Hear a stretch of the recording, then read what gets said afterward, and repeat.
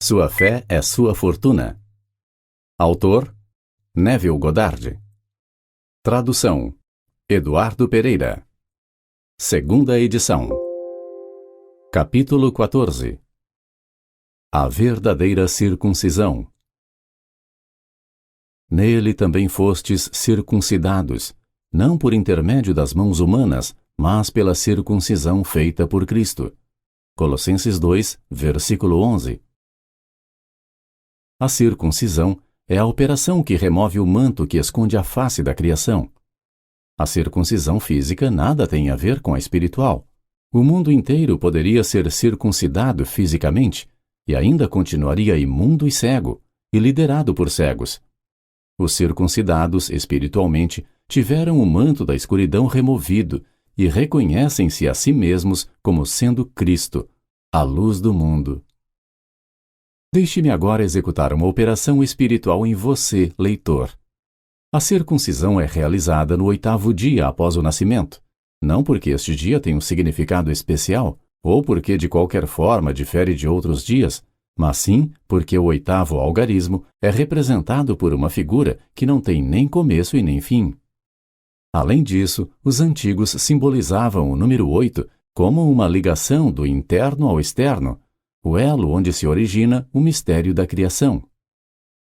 Então, o segredo da operação no 8º dia está em manter-se de acordo com a natureza deste ato, que é realizado para revelar a face eterna da criação, esta força imutável, de onde todas as coisas começam e terminam, e que ainda continuará a ser eterna, mesmo quando todas as coisas deixarem de existir.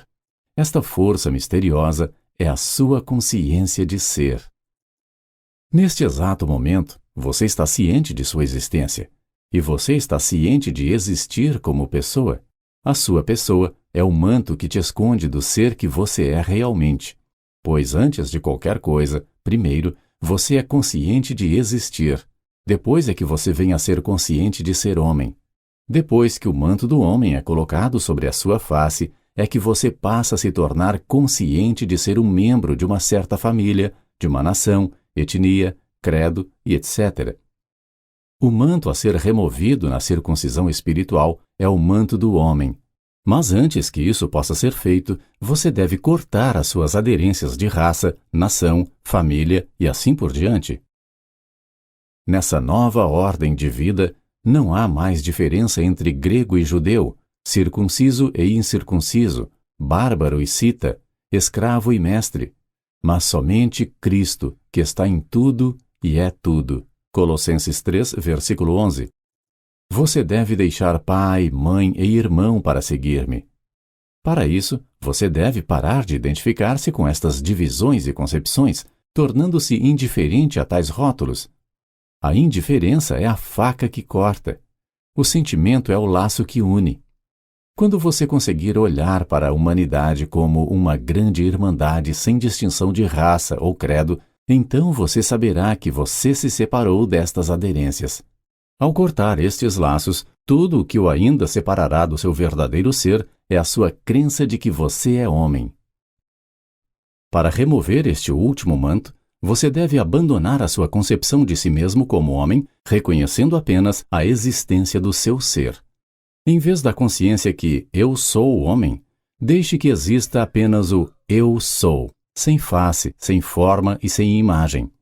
Você estará espiritualmente circuncidado quando a consciência do homem for removida e a consciência incondicionada de ser for revelada como a eterna face da criação, uma presença onisciente sem rosto e sem forma. Então, descoberto e despertado, você irá conhecer e declarar: eu sou Deus, e além de mim, esta consciência, não há outro. Este mistério é contado simbolicamente na história bíblica de Jesus, quando ele lavou os pés dos seus discípulos. No 13º capítulo de João, está registrado que Jesus colocou de lado suas vestes e pegou uma toalha e cingiu-se com ela. Então, depois de lavar os pés dos discípulos, ele lhes limpou com a toalha que o estava cingindo.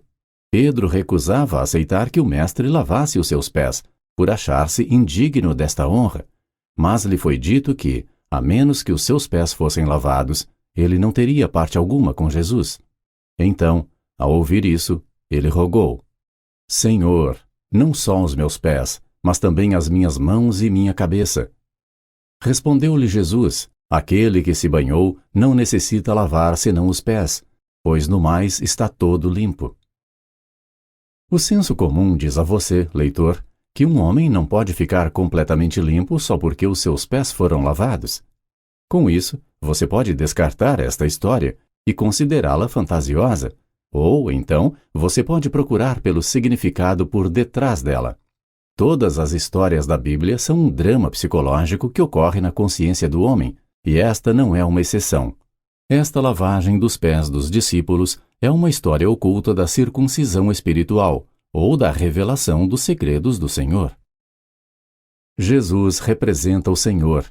Foi dito a você que o nome do Senhor é Eu Sou, Jesus. Eu sou o Senhor, este é o meu nome. Isaías 42, versículo 8. A história afirma que Jesus estava nu, exceto por uma toalha que cobria a sua cintura ou os seus segredos.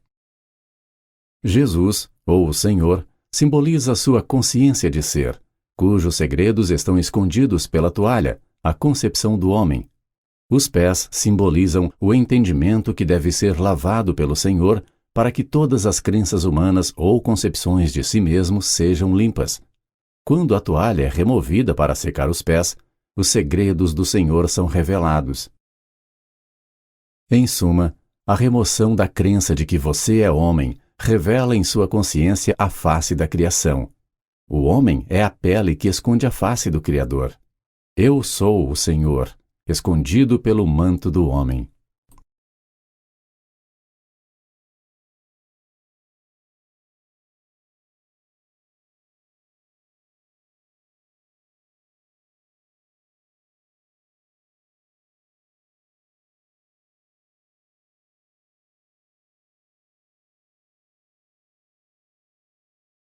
Audiolivro.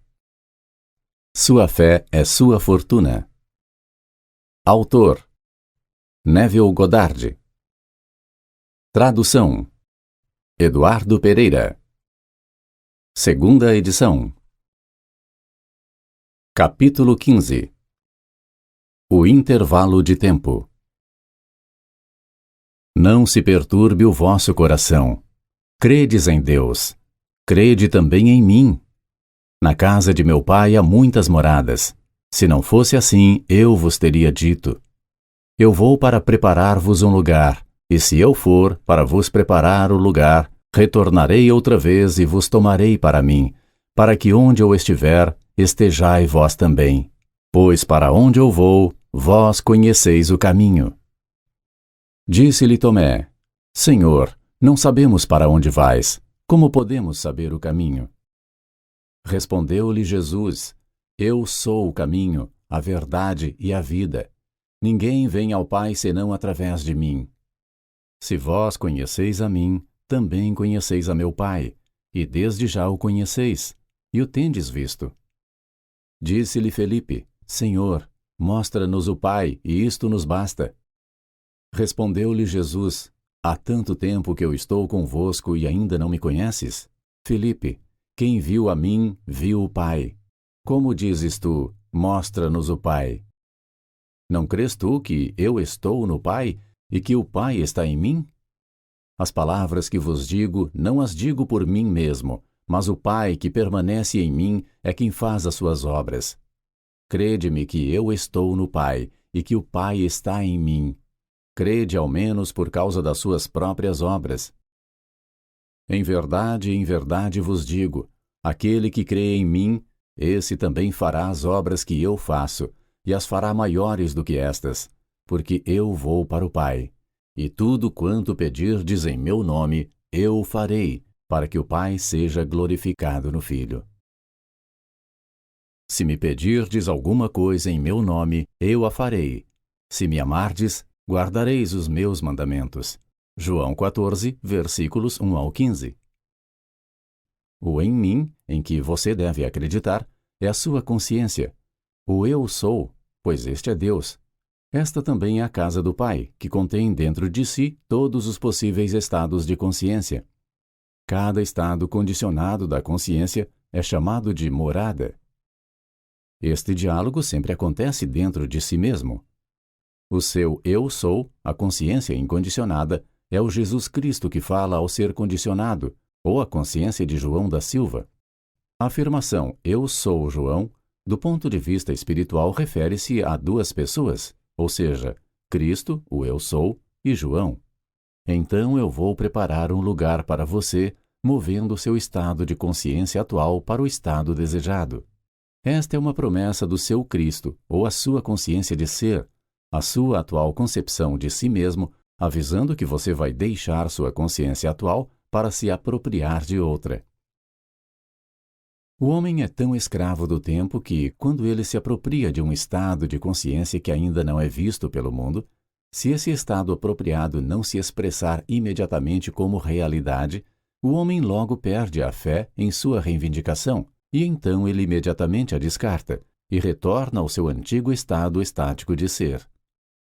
Devido a esta limitação do homem, eu vejo ser muito útil se determinar um intervalo de tempo, ao se fazer esta jornada à mansão preparada.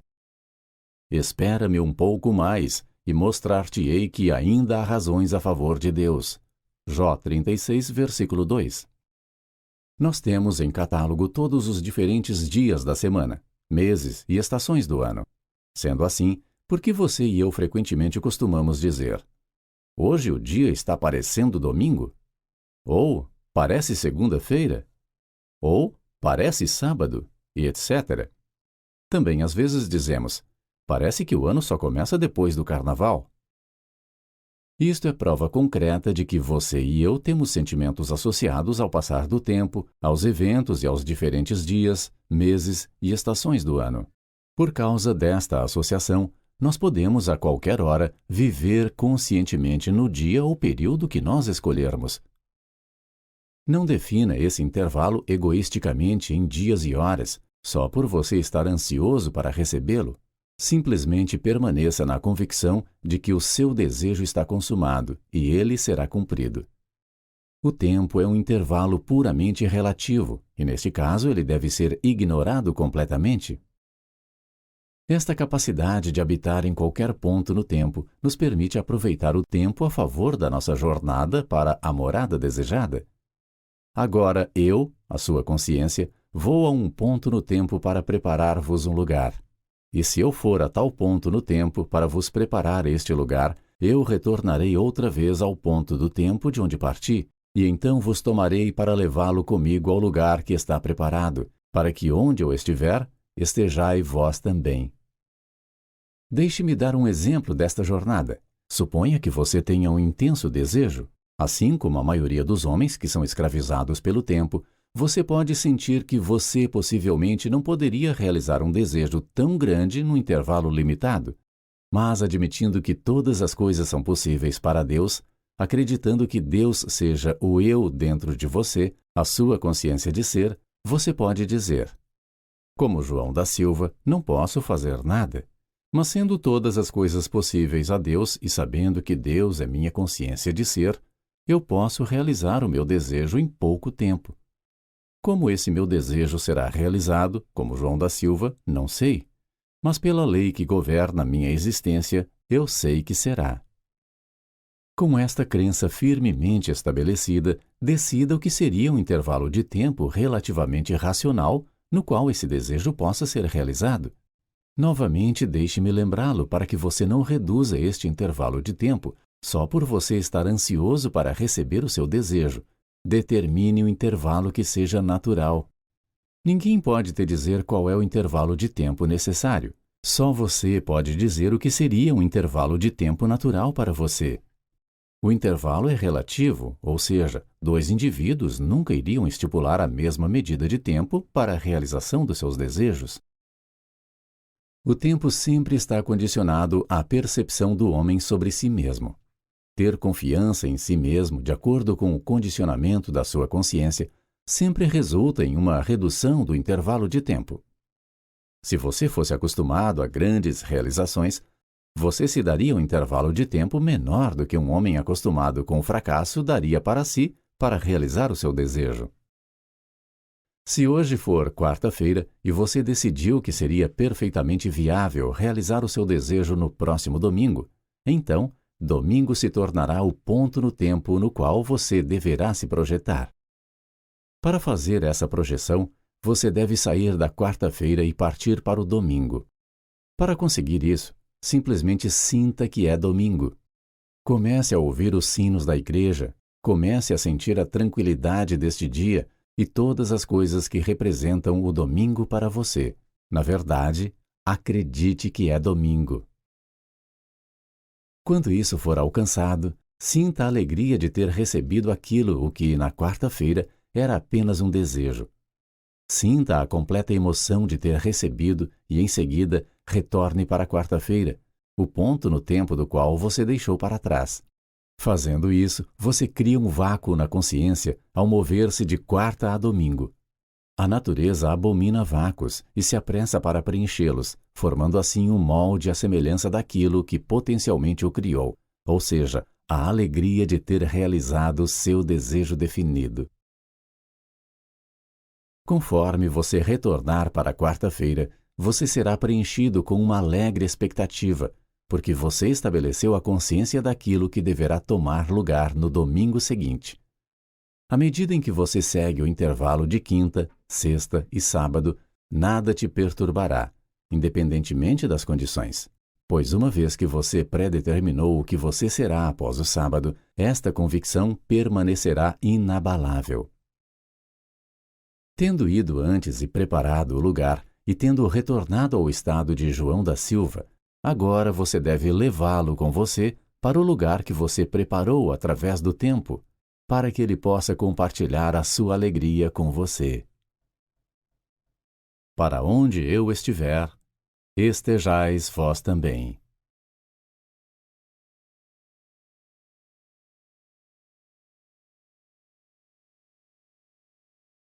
Audiolivro. Sua fé é sua fortuna. Autor: Neville Goddard.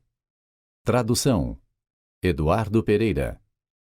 Segunda edição. Capítulo 16. Deus Trino.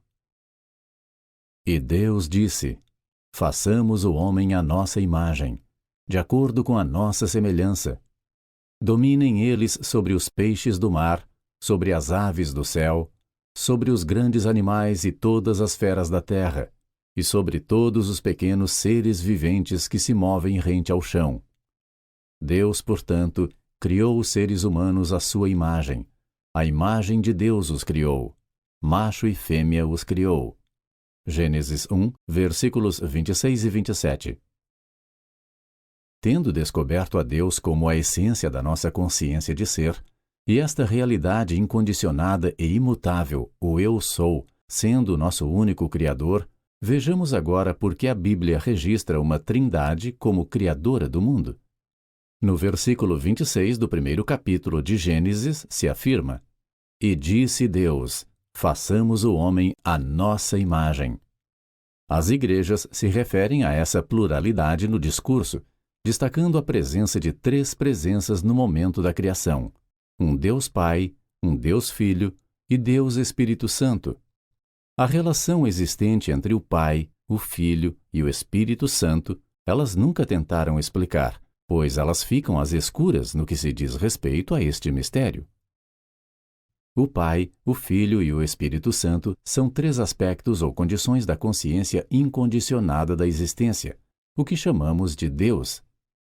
A consciência de ser, a consciência da existência, precede a consciência de ser algo. Esta consciência incondicionada, que precede a todos os estados de consciência, é Deus, o Eu Sou. Os seus três aspectos condicionados ou as suas três divisões de si mesmo podem ser melhor descritos desta maneira. A parte receptiva da mente é o aspecto que recebe as impressões e, portanto, pode ser comparado a um ventre ou uma mãe. A parte que faz essa impressão é o macho ou aspecto impressor e, portanto, é conhecido como pai. A impressão, ao seu tempo, torna-se uma expressão, cuja expressão sempre terá a imagem e semelhança da impressão, e, portanto, este aspecto objetivado é chamado de filho, que dá testemunho de seu pai e mãe. A compreensão deste mistério da Trindade permite àquele que a entende completamente transformar e moldar o seu mundo à sua própria imagem. Deixe-me lhe dar um método para aplicar este mistério na prática. Sente-se calmamente e decida aquilo que você mais gostaria de expressar ou possuir. Depois de ter decidido, feche os olhos e afaste completamente a sua atenção para longe de tudo que prejudicaria a realização da coisa desejada. Em seguida, assuma uma atitude mental receptiva e se permita imaginar como você se sentiria se você estivesse realizando este desejo exatamente agora. Comece a ouvir como se o tempo falasse contigo, dizendo que você é agora aquilo que você deseja ser. Este estado receptivo é o estado de consciência que você deve assumir antes que uma impressão possa ser feita. À medida que este estado de espírito calmo e passivo for atingido, comece a se impressionar quanto ao fato que você é aquilo que você deseja ser. Reivindique e sinta que agora você está expressando e possuindo aquilo que você decidiu ser e possuir. Continue com esta atitude até que a impressão seja feita. Conforme você contemplar ser e possuir aquilo que você decidiu ser e possuir, você vai notar que ao respirar e encher os pulmões de ar, uma alegre emoção percorrerá através de todo o seu ser.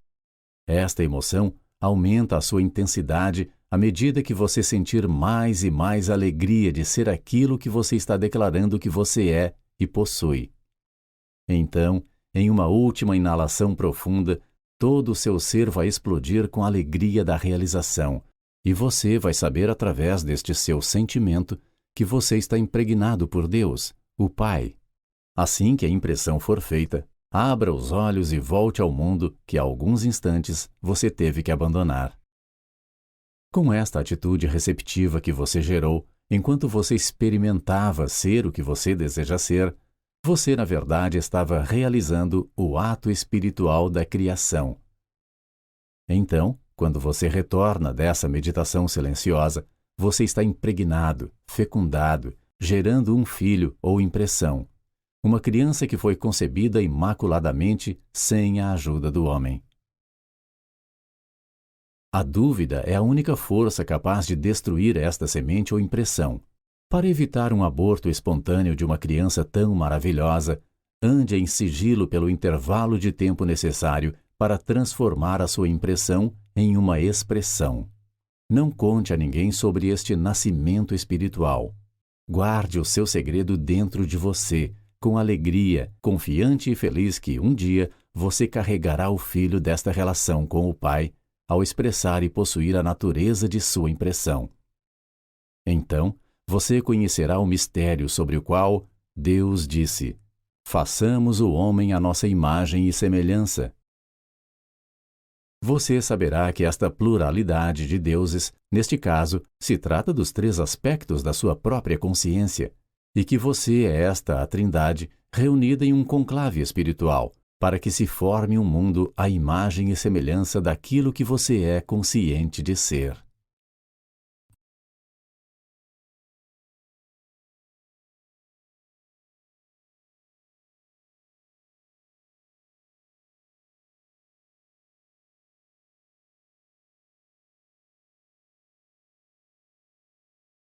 Audiolivro Sua Fé é Sua Fortuna. Autor: Neville Goddard.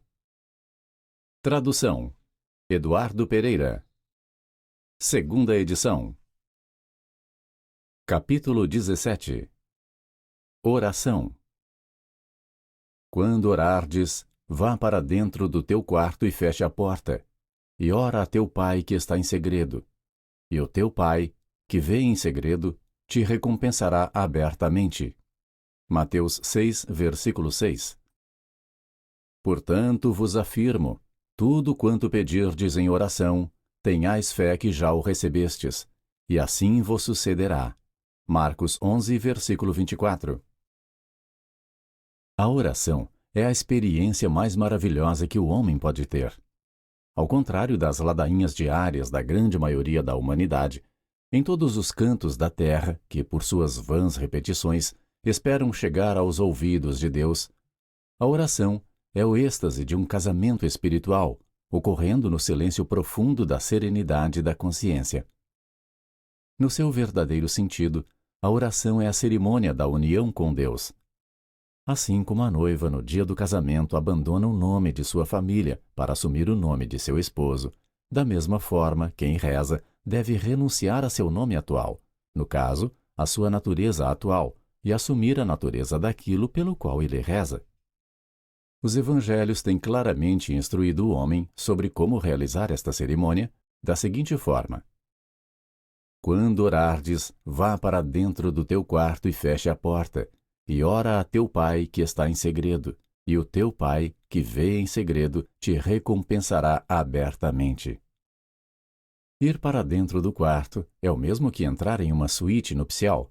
Assim como ninguém além da noiva e do noivo tem permissão para entrar em um quarto tão sagrado quanto a suíte nupcial na noite da cerimônia de casamento, da mesma forma, ninguém além daquele que reza e aquele a quem a oração é feita podem ser autorizados a entrar no quarto no momento sagrado da oração.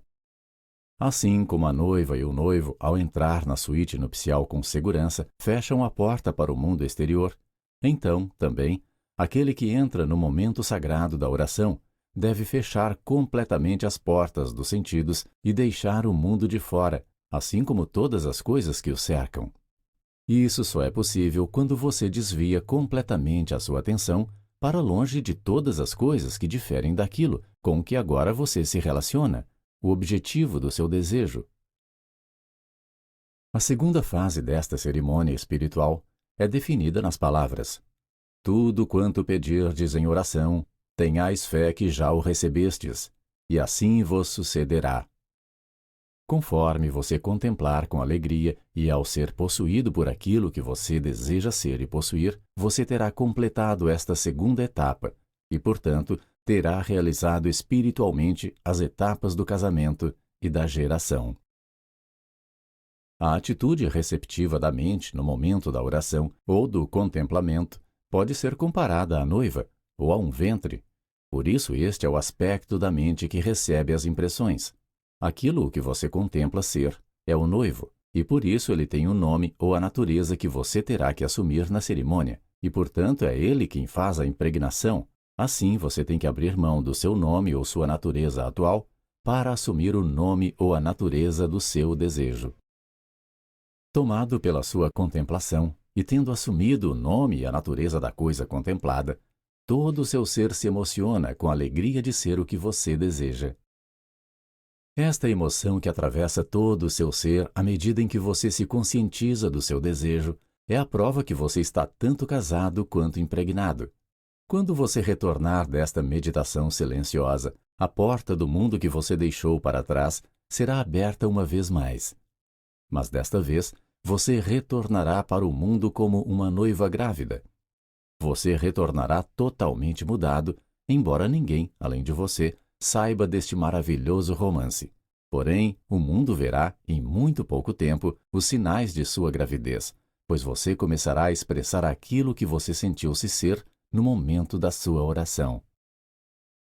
A mãe do mundo, ou a noiva do Senhor, é propositalmente chamada de Maria, ou água, pois a água perde sua identidade quando ela assume a natureza daquilo com que ela se mistura. Maria, da mesma forma, é o aspecto receptivo da mente que deve perder sua identidade para poder assumir a natureza da coisa desejada. Apenas quando se está disposto a abandonar a sua identidade e atuais limitações é que alguém pode se tornar aquilo que se deseja ser. A oração é a fórmula pela qual tais separações e casamentos são realizados. Se dois dentre vós concordarem na terra em qualquer assunto sobre o qual pedirem, isso lhe será feito por meu Pai que está nos céus. Mateus 18, versículo 19.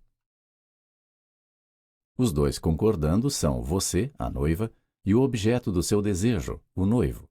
Quando este acordo for realizado, um filho, dando testemunho desta união, irá nascer. você começará a expressar e possuir o que você está consciente de ser. Orar, então, é reconhecer-se ser aquilo que você deseja ser, ao invés de suplicar a Deus pelas coisas que você deseja. Todos os dias, milhões de orações não são atendidas, porque o homem reza para um Deus que não existe. Se a sua consciência é Deus, então você deve primeiro buscar nela aquilo que você deseja e assumir a consciência desta qualidade desejada. Somente quando isto for feito, as suas orações serão respondidas. Ser consciente de ser pobre, enquanto se ora por riqueza, lhe trará a recompensa daquilo que você está consciente de ser, ou seja, pobreza. As orações, para serem bem-sucedidas, devem ser afirmações e declarações. Assuma a consciência positiva daquilo que você deseja. Com seu desejo definido, calmamente vá para dentro e feche a porta. Entregue-se ao seu desejo, sinta-se ser um com ele. Permaneça nesta convicção até que você tenha absorvido a sua natureza e o seu nome ao declarar e sentir-se ser e possuir aquilo que você deseja. Quando você emergir em um momento de oração, você deve fazê-lo consciente de ser e possuir aquilo que até então era apenas um desejo.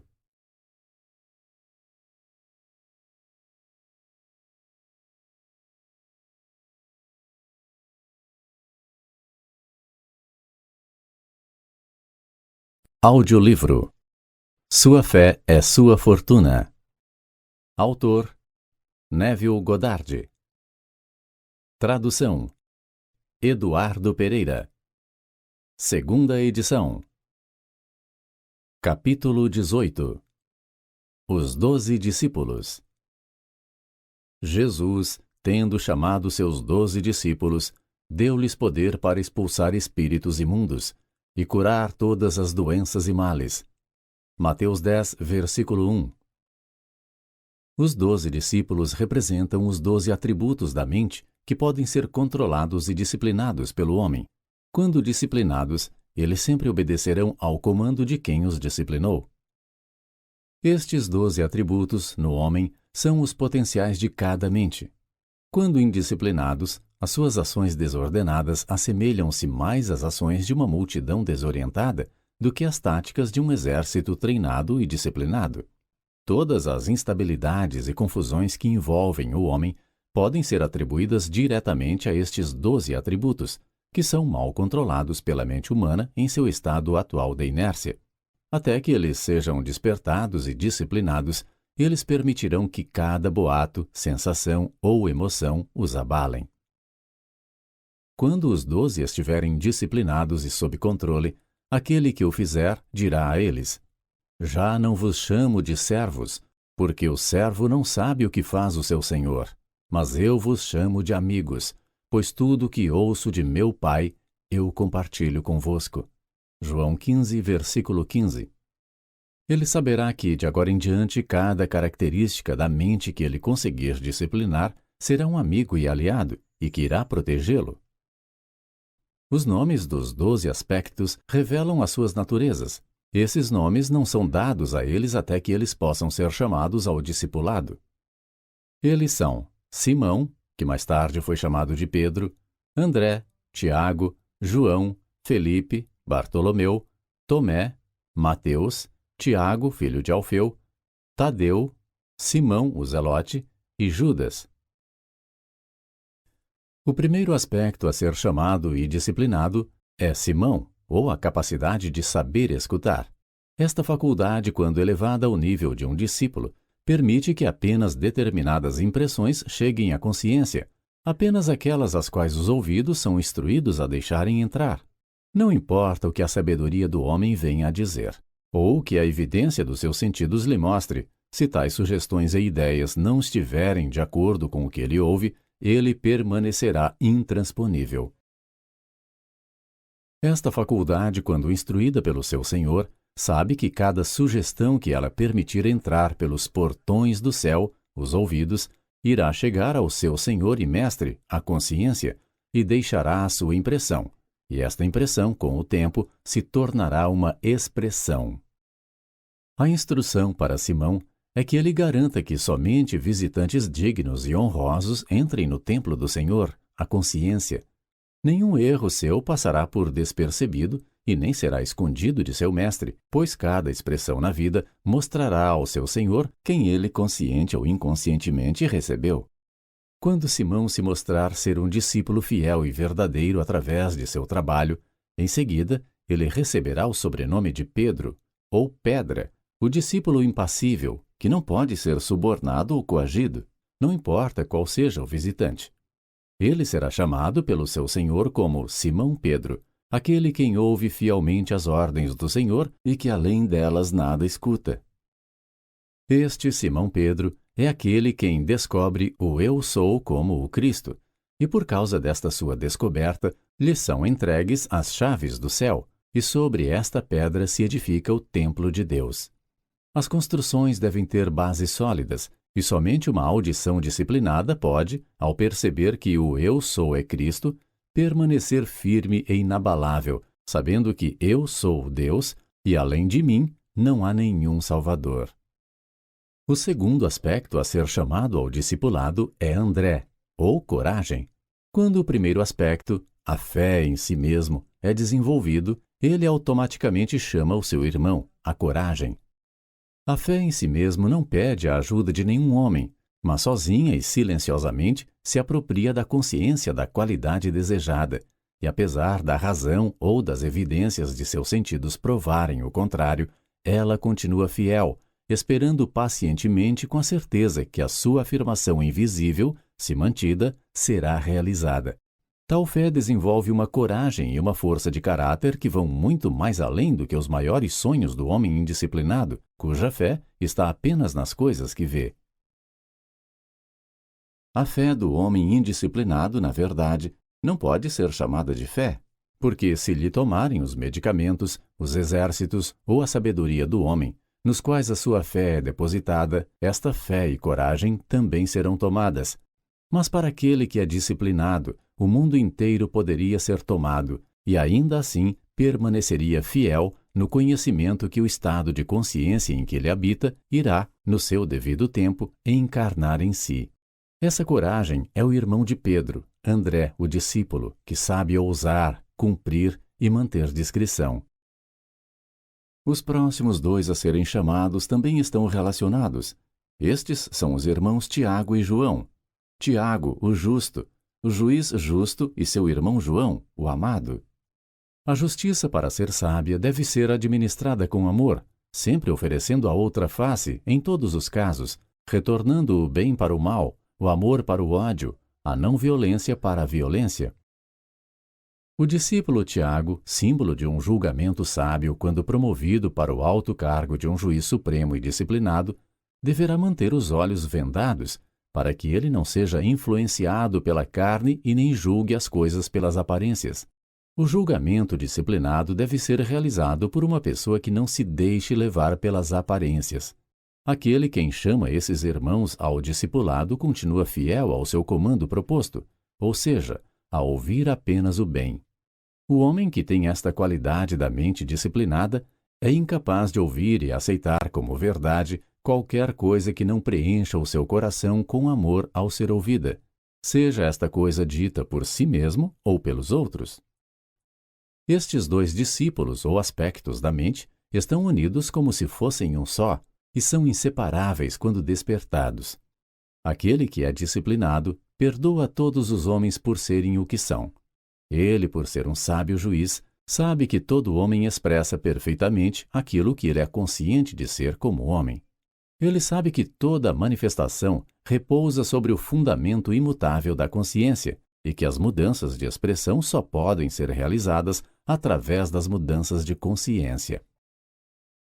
Estas qualidades disciplinadas da mente dão permissão para que todas as pessoas sejam aquilo que elas realmente são, sem condenação e sem críticas. No entanto, embora permitam esta perfeita liberdade de escolha para todos, estas qualidades, no entanto, estão sempre à espreita, cuidando para que tudo o que elas mesmas fazem e profetizam, tanto para si quanto para os outros, apenas glorifiquem, dignifiquem e deem alegria para quem as profere quando expressas. O quinto elemento chamado ao discipulado é Felipe. Este pediu para ver o Pai. O homem despertado sabe que o Pai é o estado de consciência no qual o homem habita, e que esse estado, ou Pai, só pode ser visto quando é expressado. Ele sabe que ele é a perfeita imagem e semelhança da consciência com a qual ele se identifica. Então ele declara: ninguém jamais viu a Deus. O Filho unigênito, que está no seio do Pai, é quem o revela. João 1, versículo 18. Se vós conheceis a mim, também conheceis a meu Pai, e desde já o conheceis, e o tendes visto.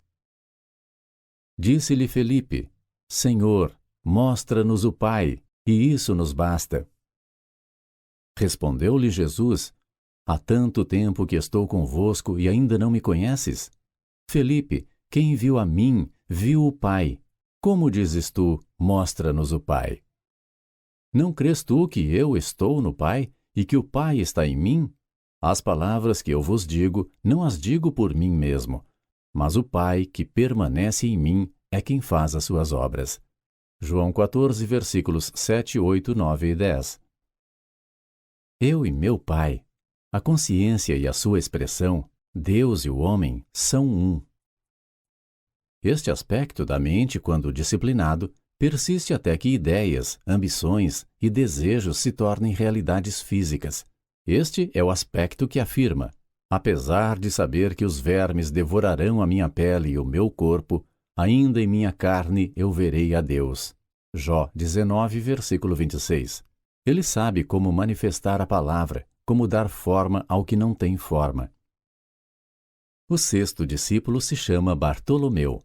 Este aspecto é a faculdade da imaginação, cuja qualidade da mente, uma vez acordada, destaca o indivíduo da multidão. Uma imaginação desperta coloca aquele que a despertou muito acima do homem médio, dando-lhe a aparência de um farol, uma luz em um mundo de escuridão.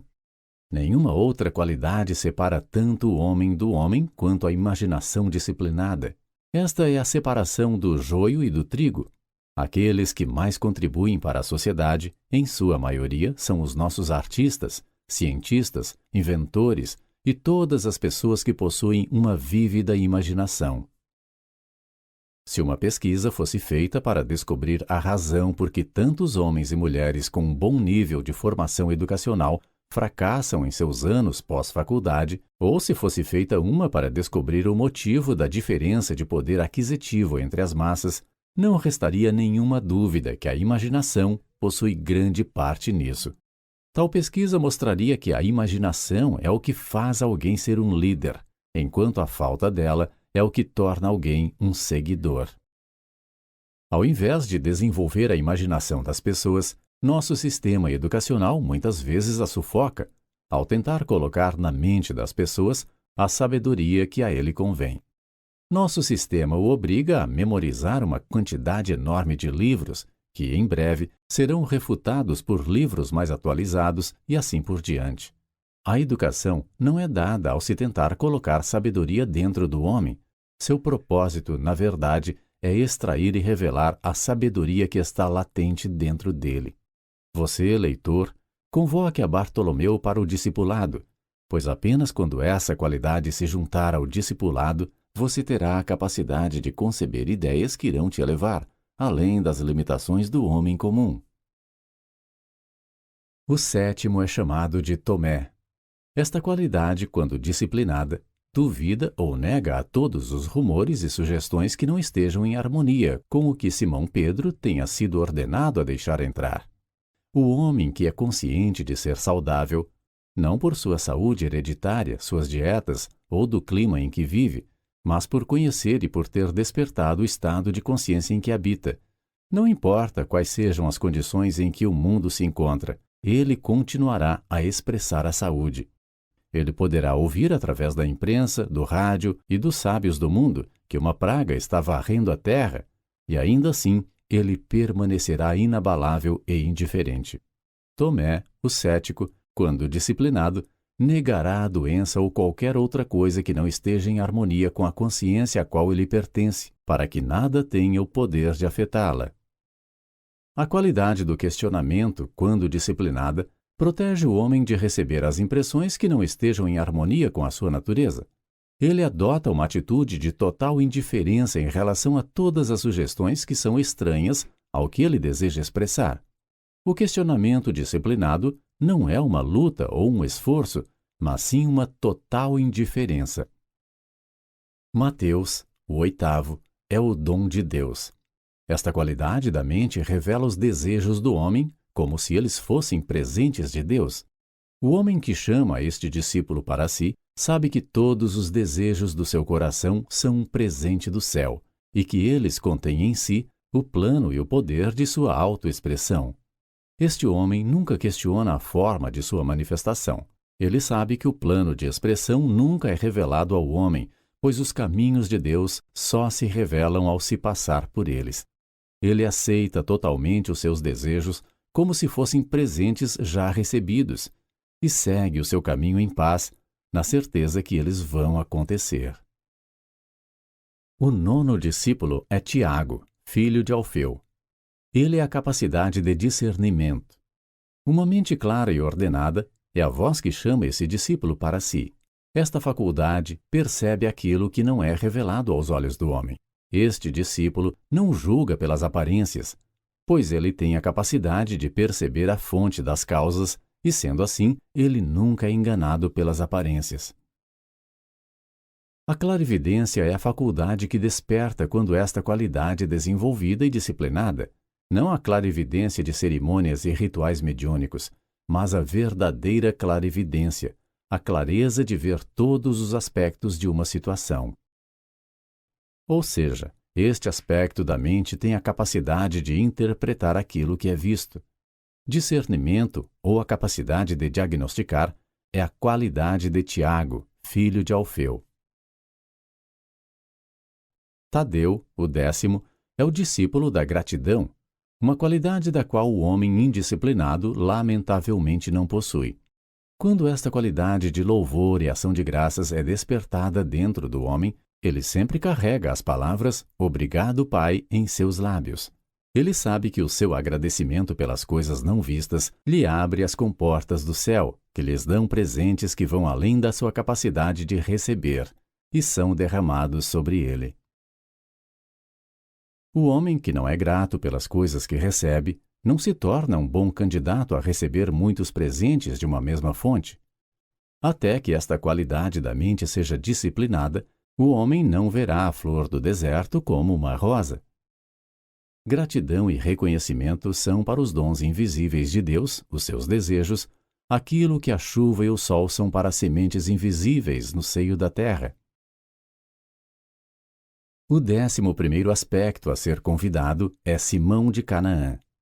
Uma boa ordem para este discípulo é: escutai as boas novas. Simão de Canaã, ou Simão da terra do leite e do mel, quando chamado ao discipulado, é a prova de quem chama esta faculdade para si, tornou-se consciente da vida abundante. Ele pode falar como o salmista Davi: preparas uma mesa perante a mim na presença dos meus inimigos. Unges a minha cabeça com azeite e o meu cálice faz transbordar. Este aspecto disciplinado da mente é incapaz de ouvir qualquer coisa, exceto as boas notícias, e, sendo assim, é bem qualificado para pregar o Evangelho ou as boas novas. O 12º e último dos aspectos disciplinados da mente é chamado de Judas. Quando esta qualidade é despertada, o homem sabe que ele deve morrer para aquilo que ele é, antes que ele possa se tornar aquilo que ele deseja ser. Então, por isso é dito que ele é o discípulo que cometeu suicídio, o que é uma metáfora, uma maneira figurada de dizer aos iniciados que Judas é o aspecto disciplinado do desprendimento. Ele é aquele que sabe que o seu eu sou, que a sua consciência, é o seu salvador. Então ele abandonou a todos os outros salvadores. Esta qualidade, quando disciplinada, dá àquele que a possui a força para o desprendimento. O homem que chamou a Judas para si aprendeu como desviar a sua atenção para longe dos problemas ou limitações e a focá-la naquilo que é a solução ou o Salvador. Em verdade eu vos digo, Se alguém não nascer de novo, não pode ver o reino de Deus. João 3, versículo 3. Não existe maior amor do que este, alguém que entregue a própria vida pelos seus amigos. João 15, versículo 13. Quando o homem perceber que, quando a qualidade do seu desejo for alcançada, ela salvará a ele e aos seus amigos, ele voluntariamente dará a sua vida, a sua atual concepção de si mesmo, pelos seus amigos, abandonando a sua consciência do que ele atualmente é consciente de ser, para assumir a consciência daquilo que ele deseja ser. Judas, aquele a quem o mundo em sua ignorância o vê desmerecido, será, quando o homem despertar de seu estado indisciplinado, elevado ao alto, pois Deus é amor, e não existe amor maior do que este, alguém que entregue a própria vida pelos seus amigos. Até que o homem deixe de ser aquilo que ele é consciente de ser agora, ele não se tornará aquilo que ele deseja ser, e Judas é aquele que consegue isso através do desprendimento ou do suicídio, metaforicamente falando. Estas são as 12 qualidades que foram dadas ao homem na criação do mundo. O dever do homem é desenvolvê-las ao nível do discipulado. Quando isso for feito, o homem poderá dizer: Eu te glorifiquei na terra, finalizando a obra que me entregaste para realizar. E agora, Pai, glorifica-me junto a ti, com a glória que eu tinha contigo antes que o mundo existisse. João 17, versículos 4 e 5.